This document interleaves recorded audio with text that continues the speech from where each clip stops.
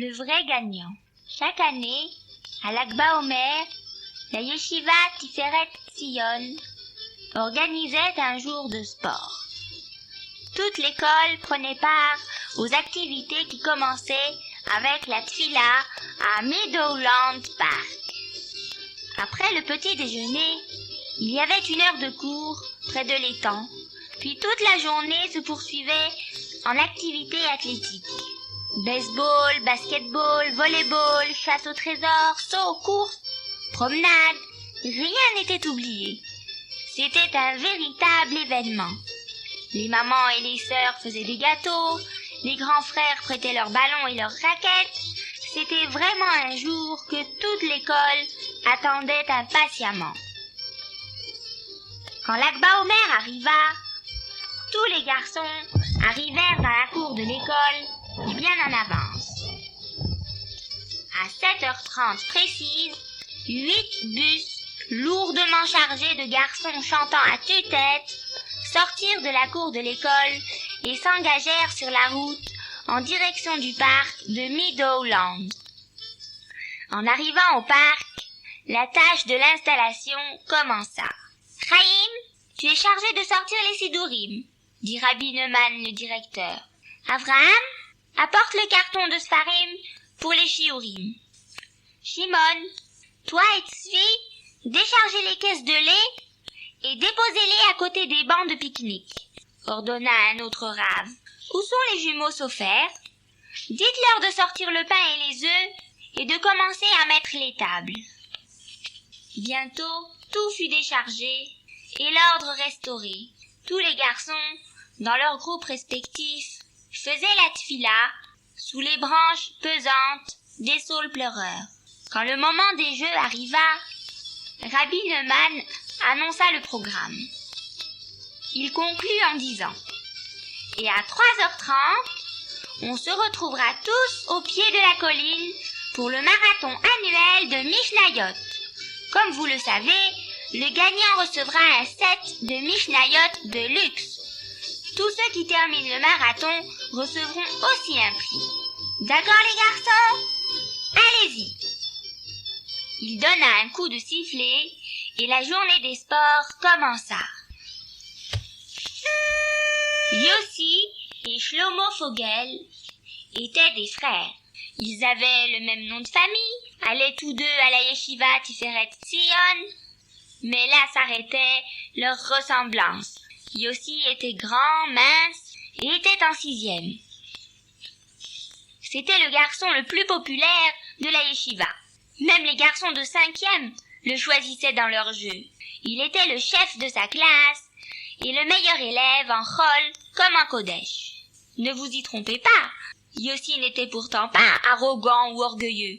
Il savait que pour qu'on lui fasse confiance, il devait être digne de cette confiance. Et pour avoir des amis, il devait être bon camarade. C'est ainsi qu'il était. Et puis, il y avait Shlomo. Shlomo était petit, calme, un peu gros.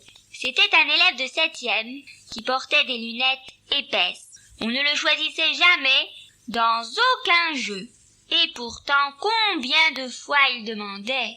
C'était le genre de garçon avec qui personne n'avait envie de jouer. Et quand il n'était pas là, on l'appelait Tono. Il essayait d'être l'ami des autres, mais ça ne marchait pas comme pour son frère Yossi. Il aimait quand même beaucoup son grand frère, et Yossi faisait attention à son jeune frère. La matinée s'était très bien déroulée. Le repas était délicieux. 3h30 approchait. Au centre du parc, il y avait une grande colline verdoyante. Chaque élève de l'école, du plus petit au plus grand, prenait part à la course. La plupart d'entre eux savaient qu'ils n'avaient aucune chance de gagner. Mais ils voulaient tous prouver qu'ils étaient assez forts et assez courageux pour terminer la longue course. Chacun savait que Yossi Fogel allait gagner. Il n'y avait aucun doute à ce sujet, mais chacun voulait essayer de faire de son mieux. C'était le grand moment du grand jour de l'année. Au pied de l'immense pente, tous les garçons s'alignèrent pour le parcours, qui consistait à monter jusqu'au sommet de la colline et à redescendre de l'autre côté. Toutes les oreilles attendaient le coup de sifflet. Ils étaient partis. Un à un, les plus jeunes garçons et même certains grands commencèrent à abandonner, épuisés. Il faisait de plus en plus chaud et la montée semblait de plus en plus raide. Personne en commençant n'avait pensé que c'était si dur. Mais maintenant, ça leur paraissait comme le mont Everest. Peu à peu, même les meneurs ralentirent. C'était comme si leurs jambes étaient embourbées dans une boue épaisse et collante. Même Yossi ressentait la chaleur et la lourdeur de ses jambes. Mais lentement, comme il le savait, il prenait la tête. Il y avait de moins en moins de garçons autour de lui maintenant, beaucoup moins. Il y avait moins de 50 garçons qui s'approchaient du sommet. Et Yossi était clairement en tête. À présent, ils avaient dépassé le sommet. Leurs jambes étaient si fatiguées qu'ils avaient l'impression de ne plus pouvoir les soulever d'un autre centimètre. Mais la descente était plus facile et le vent les poussait. Yossi sentait le vent frais sur son visage, la fraîcheur l'enveloppait et il tendit les bras dans l'anticipation d'une heureuse victoire. Mais soudain, une pierre, surgissant d'on ne sait où, le fit trébucher et l'envoya s'étaler de tout son long, la cheville douloureusement tordue. Quelle douleur! Il ne pouvait bouger. Des corps le dépassèrent et des cris volaient de tous côtés. « Hé, pousse-toi du chemin! Hé, Yossi, qu'est-ce qui t'est Les mots se perdaient alors que les coureurs continuaient, incapables de s'arrêter parce que la pente était trop raide et qu'ils étaient si anxieux de terminer la course. « Pousse-toi, pousse-toi !» cria un autre garçon. Et incapable de s'écarter à temps, il trébucha sur Yossi. « Pourquoi ne tombes-tu pas ailleurs ?» gémit le coureur tombé, se relevant et continuant la descente. Des larmes remplirent les yeux de Yossi. Il était humilié. Rien de tel ne lui était jamais arrivé auparavant. C'était déjà assez terrible de perdre, mais ça c'était pire. Il ne pouvait même pas terminer la course. En vérité, il ne pouvait même pas marcher. La souffrance était atroce. Il pleurait à présent, tout seul, de honte et de douleur. Puis, il réalisa qu'il n'y avait plus de coureurs. Il regarda en bas, au pied de la colline, et vit une foule étrangement silencieuse. Il semblait le regarder. Non, une minute. Il semblait regarder derrière lui. Yossi regarda vers le sommet de la colline. Shlomo, soufflant et haletant avec effort, rouge et bouillant. Shlomo, son frère, qui essayait toujours et semblait ne jamais y arriver, était parvenu au sommet de la colline et descendait. Yossi pensa, « Je ne peux pas faire pire qu'arriver après Shlomo.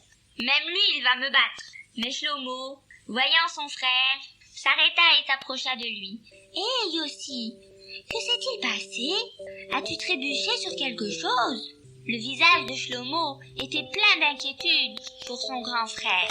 « Non, ça va, ce n'est rien, » dit Yossi en détournant son visage pour que Shlomo ne voie pas ses larmes. « Continue à courir et finis la course avec tout le monde. Je me repose juste un peu ici. »« Finir la course? Tu plaisantes, Yossi. Je ne vais pas te laisser ici tout seul. Tu es mon frère. Il faut que je m'occupe de toi. Je veux m'occuper de toi. C'est plus important que n'importe quelle course. » En disant cela, Shlomo se pencha et aida son frère à se relever, gentiment. « Tu peux t'appuyer sur moi, Yossi, » dit Shlomo avec un sourire. « Ne t'inquiète pas, j'ai assez de poids pour nous soutenir tous les deux. » Yossi mit son bras autour de l'épaule de son jeune frère, alors qu'une larme coulait le long de ses joues, et tous deux descendirent doucement la pente, l'un plein d'amour et l'autre plein de honte. Alors qu'ils arrivaient à la limite finale, un grand applaudissement s'éleva et la foule entoura les deux garçons.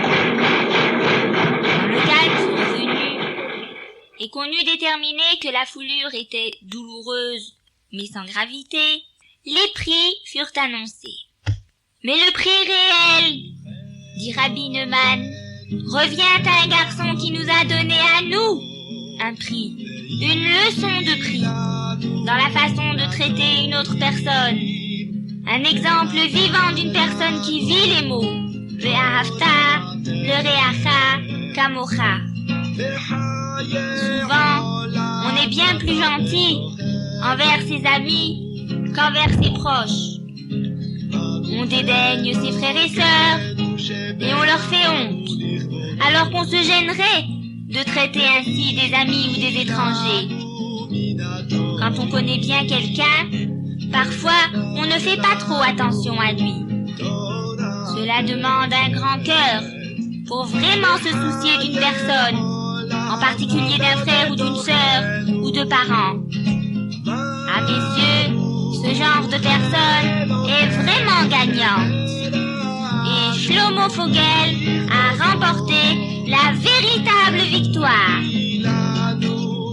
Shlomo se souvint des applaudissements pendant un long moment.